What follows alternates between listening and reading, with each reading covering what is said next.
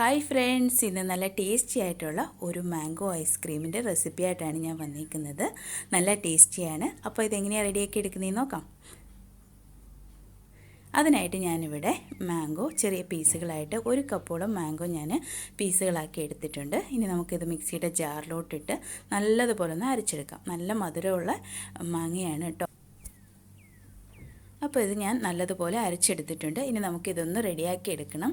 അതിനായിട്ട് ഞാനിവിടെ ഒരു ഫ്രൈ പാൻ വെച്ചിട്ടുണ്ട്. ഫ്രൈ പാൻ ഒന്ന് ചൂടായി വരുമ്പോഴത്തേക്ക് നമുക്കിതിനകത്തോട്ട് നമ്മൾ നേരത്തെ അരച്ച് വെച്ചിരുന്ന പേസ്റ്റില്ലേ അതിട്ട് കൊടുക്കാം.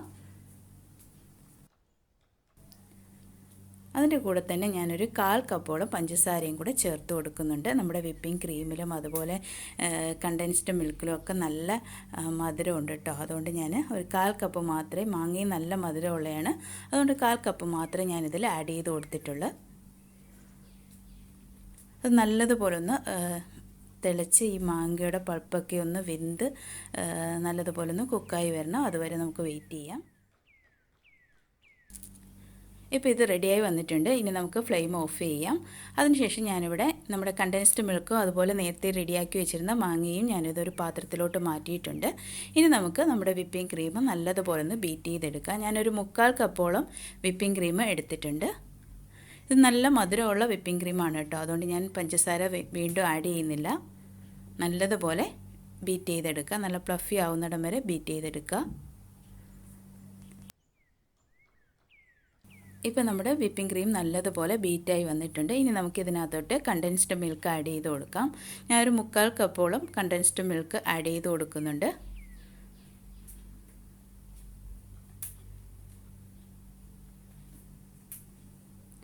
അതും കൂടെ ചേർത്ത് നല്ലതുപോലെ ഒന്ന് ബീറ്റ് ചെയ്തെടുക്കണം.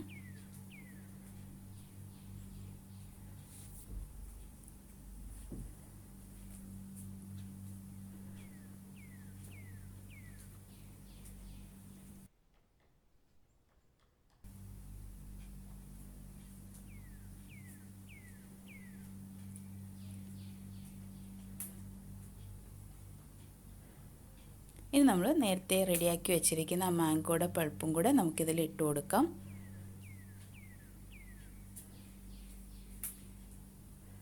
ഞാനിത് 2 പ്രാവശ്യമായിട്ടാണ് കേട്ടോ. എൻ്റെ പാത്രം നല്ലതുപോലെ നിറഞ്ഞു വന്നു. അപ്പോൾ ഞാൻ വേറൊരു പാത്രത്തിലോട്ട് ചേഞ്ച് ചെയ്തിട്ട് അതിനകത്താണ് കേട്ടോ ബാക്കി മാംഗോയുടെ ഞാൻ ആഡ് ചെയ്ത് നല്ലതുപോലെ ഒന്ന് മിക്സ് ചെയ്തെടുക്കുന്നുണ്ട്.